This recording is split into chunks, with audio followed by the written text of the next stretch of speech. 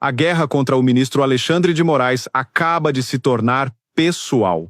E quando eu digo pessoal, eu não estou brincando.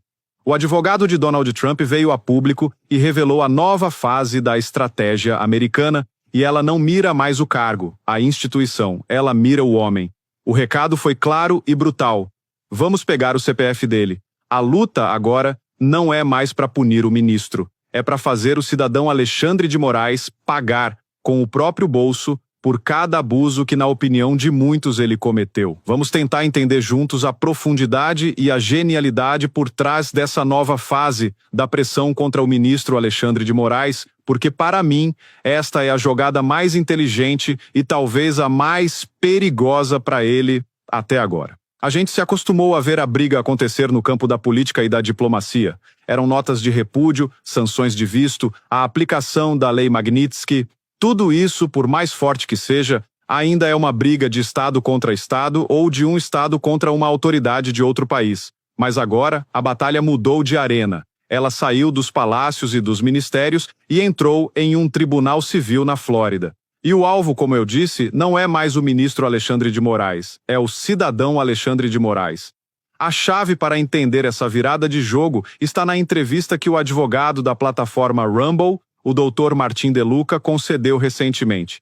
A Rumble, como a gente sabe, é uma das empresas que mais sofreu com as ordens de censura do ministro, a ponto de ser completamente banida do Brasil. E eles resolveram contra-atacar. Mas em vez de apenas reclamar na imprensa, eles fizeram o que se faz em uma democracia de verdade. Eles entraram na justiça. E não na justiça brasileira, que a gente sabe como funciona, mas na justiça americana. Eles abriram um processo civil na Flórida contra o ministro Moraes. E qual é o objetivo desse processo? É aqui que a genialidade da estratégia se revela.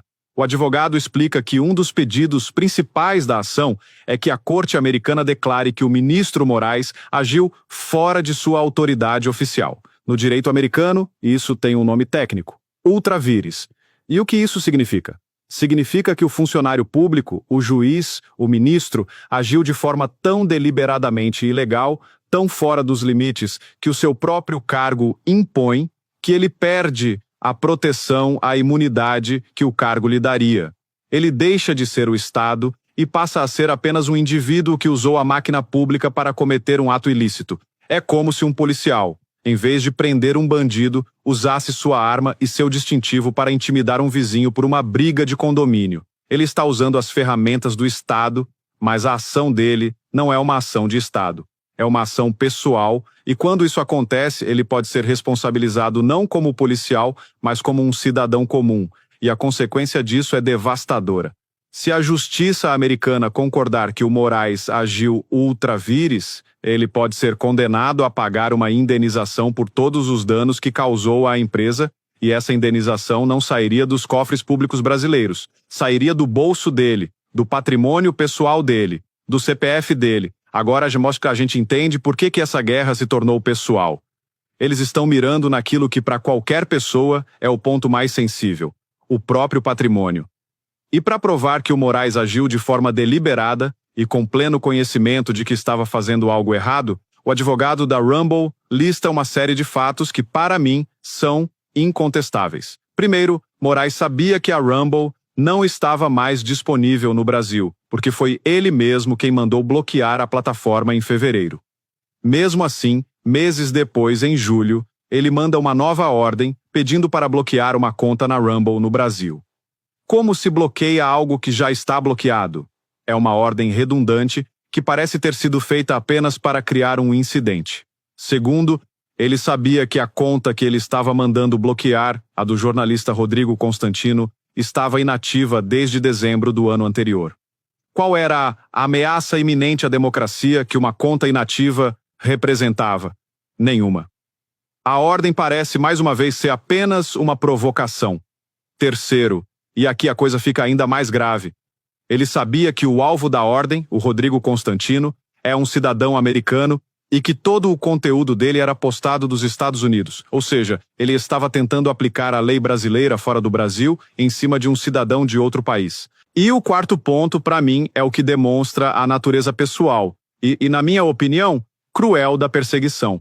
O advogado revela que o ministro Moraes sabia perfeitamente que o Rodrigo Constantino estava passando por um tratamento de saúde seríssimo, um linfoma. E como ele sabia? Porque os advogados brasileiros do Constantino, no ano anterior, fizeram um pedido ao ministro para que ele desbloqueasse as contas do jornalista aqui no Brasil para que ele pudesse transferir seu próprio dinheiro para os Estados Unidos para pagar as contas do tratamento médico. Então, o ministro não apenas sabia da doença, como foi formalmente informado sobre ela, e mesmo assim, 6 dias depois de o jornalista anunciar publicamente que tinha se recuperado de um transplante de medula, o ministro manda uma nova ordem de bloqueio contra ele. Juntando todos esses pontos, o que a defesa da Rumble argumenta, e eu concordo, é que a ação do Moraes não foi um ato de um juiz preocupado com a democracia brasileira. Foi o ato deliberado de um homem usando o seu poder para perseguir um desafeto, sabendo que estava violando a lei brasileira, a lei americana e os tratados internacionais. Ele agiu ultra vires. Ele agiu em nome próprio e, por isso, deve ser responsabilizado em seu próprio CPF. O advogado da Rumble também revela a armadilha que o Moraes tentou criar. Na sua ordem, ele exigiu que a Rumble entregasse todos os dados do Constantino: endereço, telefone, e-mails, contas bancárias. Só que existe uma lei nos Estados Unidos, o Stored Communications Act, que proíbe as empresas de entregarem esses dados sem uma ordem judicial americana válida.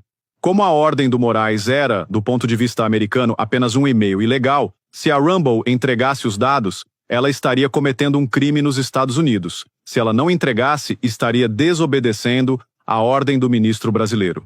É o que o advogado chama de situação impossível. Moraes teria criado essa armadilha de propósito para que a Rumble estivesse sempre em falta, justificando assim o seu banimento do Brasil. E a comparação que o advogado faz no final é a pá de cal na reputação do nosso judiciário. Ele lembra que a Rumble, hoje, está banida por ordem governamental em apenas 3 países no mundo: Rússia, China e Brasil. Que companhia honrosa, não é mesmo? Nós fomos colocados no mesmo clube de ditaduras, no eixo do mal da censura mundial, graças às decisões de um único ministro. Para mim, o que essa ação nos Estados Unidos representa é uma luz de esperança. Ela mostra que, por mais que o sistema aqui dentro pareça blindado, por mais que o Congresso se omita e a grande mídia aplauda, o mundo lá fora ainda tem regras. E que a arrogância de quem se acha um Deus aqui dentro pode sim ser confrontada pela força da lei em uma democracia de verdade. O processo contra o CPF do Moraes é muito mais do que uma briga por dinheiro. É uma briga pela restauração da ideia de que ninguém, absolutamente ninguém, está acima da lei. A beleza dessa estratégia é que ela contorna completamente o falso debate sobre soberania. Ninguém está tentando invadir o Brasil ou ditar as nossas leis. O que a Rumble está fazendo é usar a justiça americana para se defender de atos que, segundo eles, violaram a lei americana em território americano. É uma disputa civil, de um particular contra outro. E se esse outro, por acaso, é um ministro do Supremo que usou seu cargo para cometer o ato, então ele perde a proteção do cargo e responde como o cidadão Alexandre de Moraes. É simples, é elegante e é, na minha opinião, devastador para exponar a narrativa de que ele é um herói incompreendido. O que essa ação diz é que ele é apenas um homem que, na visão de muitos, foi longe demais e que agora vai ter que pagar por isso, com o próprio bolso. Essa história toda é um verdadeiro jogo de xadrez e parece que a defesa da liberdade ganhou uma peça fundamental. E agora eu quero saber a sua opinião. Você também acredita que essa estratégia de processar o ministro como pessoa física, no CPF, é o caminho para a responsabilização? Você acha que a justiça americana vai concordar que ele agiu fora de sua autoridade? Deixe seu comentário aqui embaixo, vamos conversar sobre essa nova fase da nossa luta. Se essa análise te ajudou a entender a profundidade dessa jogada, deixa o seu like e compartilha este vídeo. O Brasil inteiro precisa saber que a guerra pela nossa liberdade agora também é pessoal. E se você ainda não faz parte do Orgulho Soberano, agora é a hora. Inscreva-se no canal e ative o sininho, porque a gente não vai parar de acompanhar cada movimento dessa partida. Um grande abraço.